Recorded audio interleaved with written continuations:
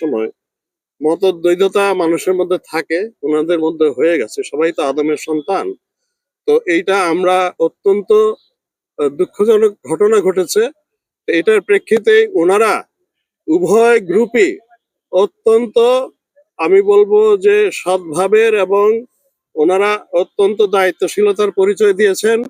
ওনারা এখন আমাদের মাওলানা মাহফুজ এখানে আছেন, ওনারা এই 31 থেকে 5-এর মধ্যে ওনারা করবেন।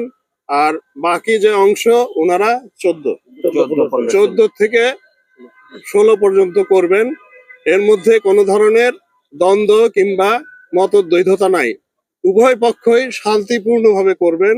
এবং আল্লাহ চাহে তো আমরা এটা শান্তিপূর্ণভাবে আপনাদের সহযোগিতায় সমাধান করতে পারবো এবং সমাধা করতে পারবো। নিরাপত্তার বিষয়ে আমাদের সম্মানিত কমিশনার সাহেব বলেছেন, মানে এটা আসলে পুলিশ অনেক বছর ধরে করে আসছে।